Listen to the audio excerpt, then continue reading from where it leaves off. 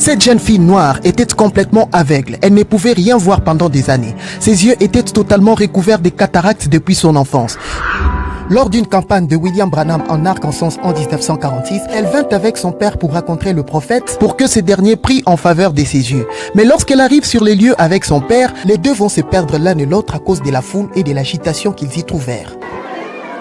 À cet instant, tout l'espoir que la fille avait pour sa guérison s'est volatilise. Elle vient de perdre son père dans la foule. Elle va se retrouver seule dans le désespoir.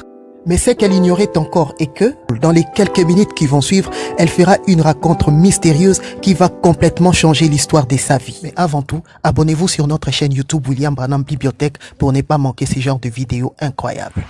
Cette histoire nous amène dans la ville de Jonesboro, dans l'état de l'Arkansas, en novembre 1946. C'est dans cette ville qu'à l'époque, le prophète fera la plus longue ligne de prière de tout son ministère. Branham va rester sur l'estrade pendant 8 jours et 8 nuits d'affilée, en train de prier pour le malade dans une ligne de prière interminable. L'auditorium était toujours archi-comble. Plus ou moins 20 000 personnes s'y rassemblaient chaque soirée, au point qu'il n'y avait plus de place à l'intérieur du bâtiment. Le dernier jour de ces réunions, cette jeune fille en provenance de la ville de Memphis arriva par bus devant l'auditorium de ces réunions en compagnie de son père. Mais lorsque les deux vont descendre de leur bus, ils se sont rendus directement compte qu'il leur serait difficile d'accéder dans l'auditorium et d'avoir une carte de prière.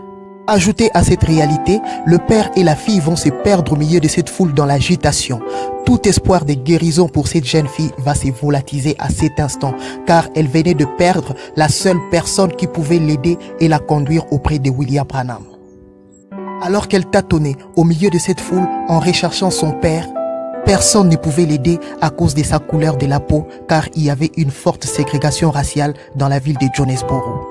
En ces moments-là, quelque chose va jouer en faveur du destin de la jeune fille. Le prophète Branham était à l'extérieur. Il venait juste de sortir d'une ambulance après avoir prié d'urgence pour une femme dans le coma. Alors que le prophète s'est faufilé discrètement au milieu de cette foule pour regagner l'intérieur de l'auditorium, par bonheur, la jeune fille vint se heurter contre lui. La fille s'excusa et dit à Branham qu'elle était une aveugle et qu'elle venait de perdre son papa au milieu de la foule, la seule personne qui pouvait lui conduire jusqu'au guérisseur. Branham, par curiosité, va demander à la jeune fille comment est-ce qu'elle avait entendu parler du guérisseur en question et de ce réunion. La fille va l'expliquer qu'elle avait écouté à la radio qu'il y avait un aveugle qui fut guéri lors de ces réunions. Elle a dit, monsieur, j'ai écouté l'émission religieuse. Elle a dit, je suis chrétienne.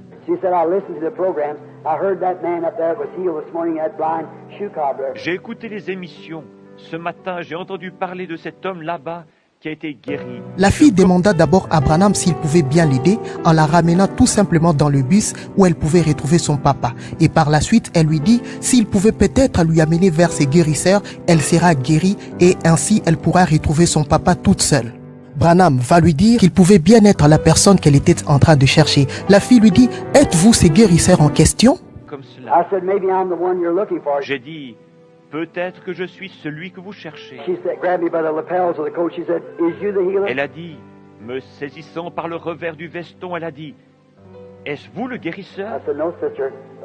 J'ai répondu « Non, sœur, mais je suis frère Branham. » Elle a dit « Ayez pitié. » Pour la guérison de cette jeune fille aveugle, Branham va rappeler à Dieu que cette jeune fille, étant une noire, elle était une descendance de Simon de Cyrène qu'il avait aidé un jour à transporter sa croix. En posant mes mains sur ses yeux,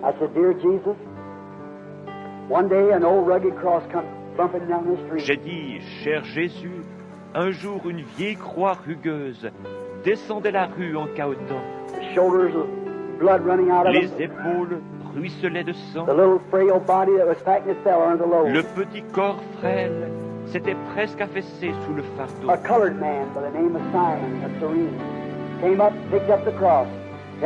Un homme de couleur du nom de Simon de Cyrène s'approcha et prit la croix, l'aida à la porter. Je suis sûr que tu t'en souviens, Père. Et l'un de ses enfants chancelle ici dans l'obscurité. Je suis sûr que tu comprends. Elle a dit, gloire à Dieu, je peux voir. J'ai dit, pouvez-vous voir? Elle a répondu, oui, monsieur. De la même façon que Simon de Cyrène avait aidé Jésus à transporter sa croix, Branham rappela à Dieu d'avoir pitié de cette jeune fille noire aveugle et de la redonner la vie puisqu'elle était une descendance de Simon de Cyrène.